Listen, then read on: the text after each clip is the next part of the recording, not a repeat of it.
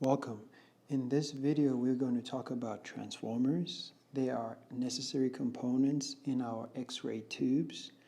So we're going to consider their role in X-ray generators and also consider the physics or the physical principles that underlie their operation.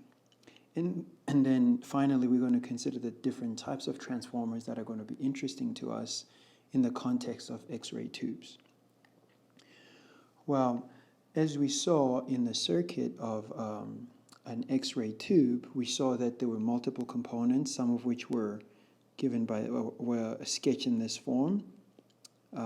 These are transformers. So in an X-ray tube, we need these devices. They are essentially passive electrical devices which alter the intensity of either the voltage or the current.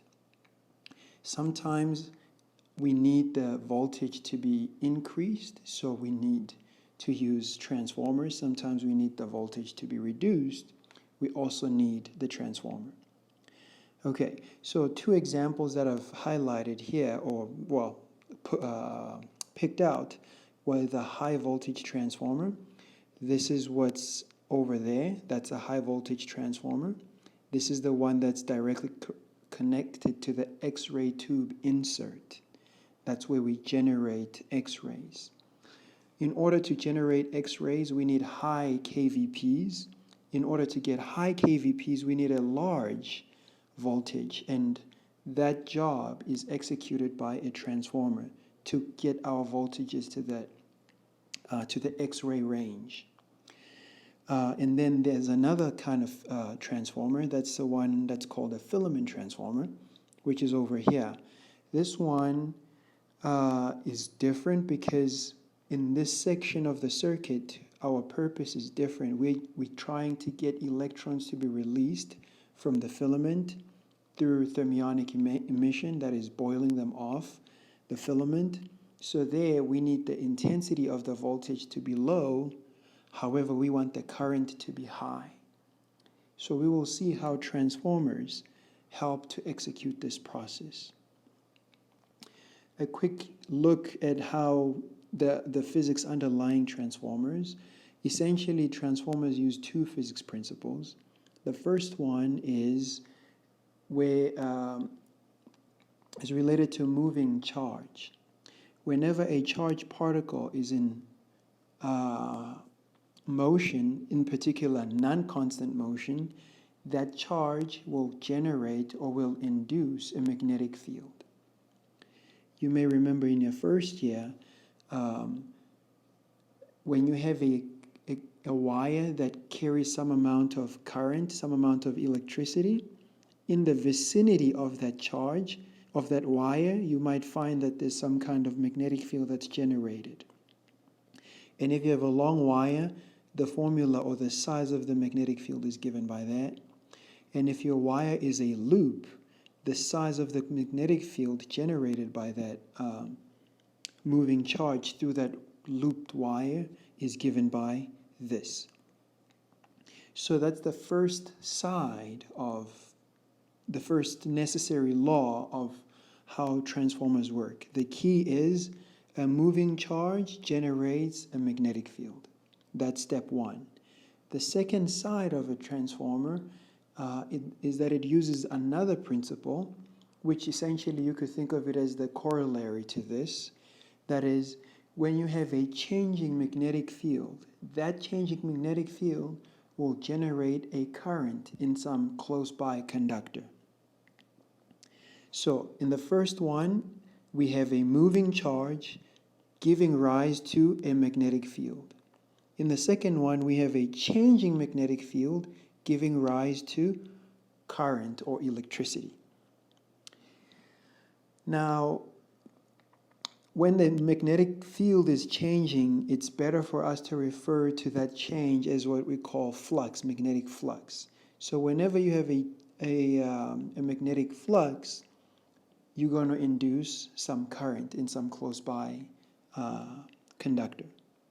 Okay, these two principles are what we call electromagnetic induction. Okay, Now, how are these laws realized in the context of conductors? Well, in a conductor, typically you would have an iron core. This is this gray box. And around one side of the iron core, you would have windings of a conductor, and that conductor will be connected to some supply, some source, some electrical source. It could be the plug outlet or the mains. It could be a battery. But the point is you have a wire that's winding around the iron core and is connected to some source. Now, when this wire supplies electricity, the electricity is going to flow through these windings, and because we have electricity moving through this wire, we're going to have a magnetic field generated. That's what these pink lines or these magenta lines are there to signify. They signify a magnetic field that's being generated by virtue of the charge or the current moving on this side of the circuit, on this circuit. Because on this core you have a magnetic field, this magnetic field will induce a voltage on this side, on these wires. So it's important to note that these two wires, this coil here is not physically connected to this coil. They don't have an electrical connection. The way they are able to, what connects them really, or what relates them, is the fact that both of them have the same magnetic field going through them. So, if the amount of magnetic flux through here, through this coil, is the same as this one, well, then we can relate the properties of this circuit to whatever this circuit is going to be. Okay, so mathematically, the magnetic flux, or the change in magnetic flux, is actually given by this formula, or maybe let's go up here. The voltage generated is proportional to the size of the magnetic flux. But that voltage depends on how many windings you have. The more the windings, the more the voltage. So the voltage generated by a certain magnetic flux also depends on the number of turns. That's what we call these windings. We call them turns. In this particular diagram, let's see, we have 1, 2, 3, 4, 5. So that will be a total of 5 turns on this side of the circuit. And on this side, 1, 2, 3, 4, 5, 6, 7, 8, 9, 10. So this side would have 10 turns. That's what this N refers to. But this formula here is applicable for this side of these windings and also these windings. But remember, these windings have the same magnetic flux through them. In other words, delta phi over delta t on this side is the same as delta phi over delta t on this side. So essentially, we can make delta phi over delta t the subject of this formula on the right, and also the subject of this formula on the left, and we can equate the outcomes.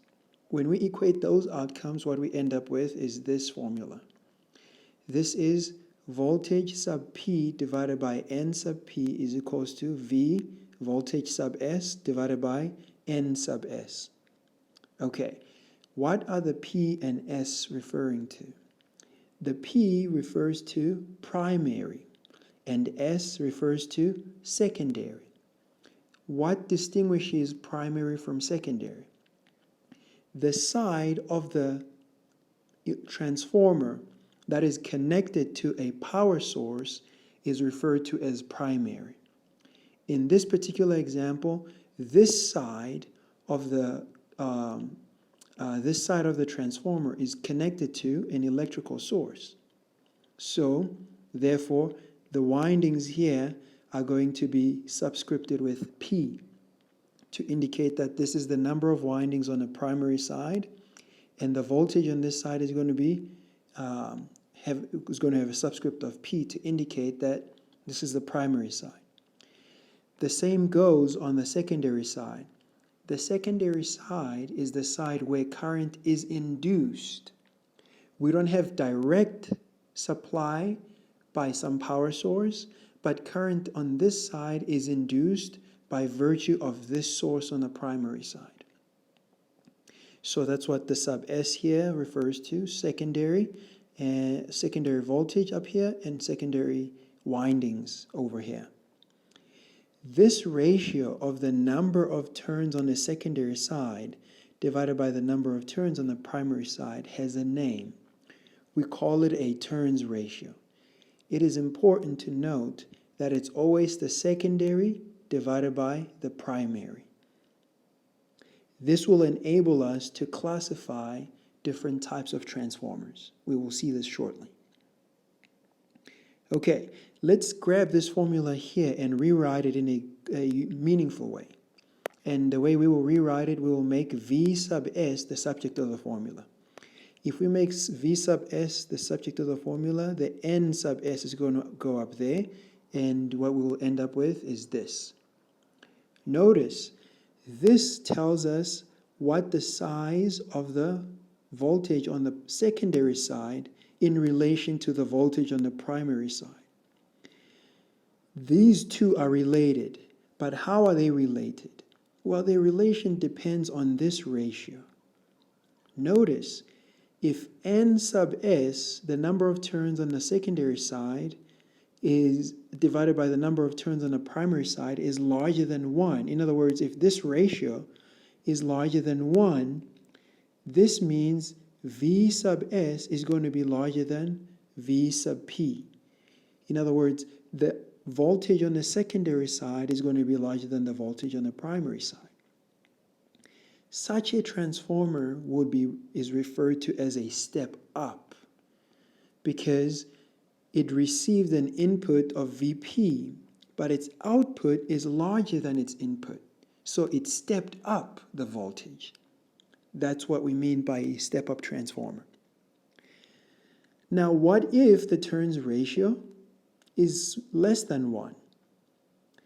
In other words, we have less windings on the secondary side than we do on the primary. What this means is the voltage on the secondary side is going to be less than the voltage on the primary side.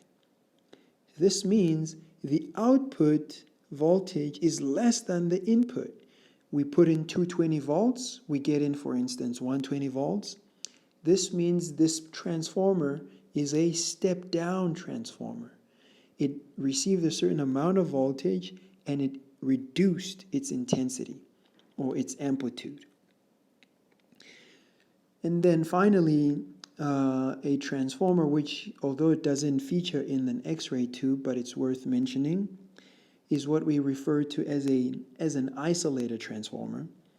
Such a transformer has the turns ratio equal to 1. That is, the number of windings on the primary side and the secondary side are equal. It should be clear that this transformer receives a certain amount of voltage and it outputs the exact same amount. So it's just used to isolate the circuit. This is typically related to hazard concerns for safety purposes. That's why you would have an isolator transformer. Okay. There is, however, a very unique transformer which can act as either one of these two. Maybe let me go back in this diagram. This transformer here is actually a step-up transformer because it takes whatever voltage that is supplied to it and it outputs a larger voltage. This is what we call this as a high voltage transformer, because it takes a certain amount of electricity or voltage, a small amount of voltage, and then it amplifies it to output a larger amount. So over here, sometimes this is in diagrams, they might refer to this as a step-up transformer. Conversely, or on this side, we have, on the filament circuit, we have what is known as a step-down transformer. The reason is because the turns ratio here is less than 1. That's because this transformer steps down the voltage. It receives a certain amount of voltage and its output is much less than the input. Okay, so that's where we see these two types of transformers in an X-ray tube. However, there is another transformer we saw. It's called the autotransformer. The autotransformer is quite useful because it can act as a step-up or a step-down transformer, depending on how we connect it. For instance, here I have an example of an autotransformer, and you might notice an autotransformer doesn't have an iron core where the windings on the primary and the secondary side share different sides. You might notice an autotransformer only has one core. That's what's key about it. It's that it only has one core. The primary windings are also, or serve also as the secondary windings on the secondary side. Okay, over here we have a power source. Notice the power source is connected to these wires. So on the primary side, we have a certain amount of windings between these two wires. But on the secondary side, we have the liberty of where we can close the circuit. Notice if we close the circuit at point D, we would include more windings on the secondary side than we have on the primary side.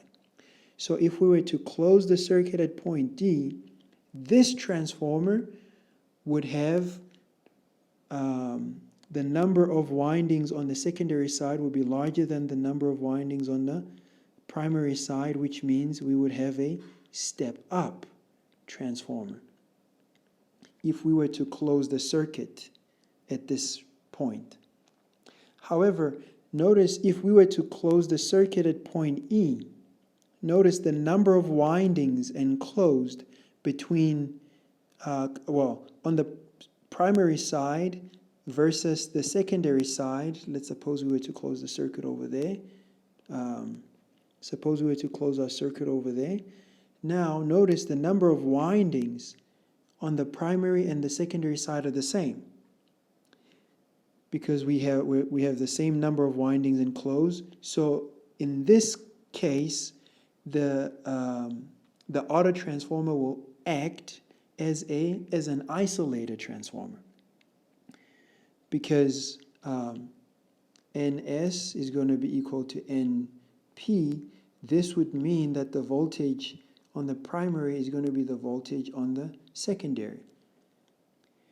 So that is the beauty of an autotransformer, is that you have this liberty. Actually, this is what enables you to set your KVP. This is why it's because of the power of the autotransformer, or this kind of flexibility. And then finally, you probably can guess where I'm going to go next, is that if we were to close the circuit, suppose, just for argument's sake, at point I, notice now the number of windings on the primary side are much more than there are on the secondary side. On the secondary side, we would have a total of 7 windings enclosed, whilst on the primary side, there will be a lot more. The key here, therefore, is the takeaway is that in this case, the autotransformer will be operating as a step-down transformer. Actually, when you close the circuit on either one of these, this is, you essentially are setting your KVP over here. When you set your KVP, you are actually essentially deciding how many windings to include or exclude on your autotransformer. Okay, so for now we will stop here. In the next video, I will show you that transformers are not using magic. How are they able to step up or step down a voltage? Actually, we will see that it's not magic, it's actually fully grounded in physics. I'll see you in the next video.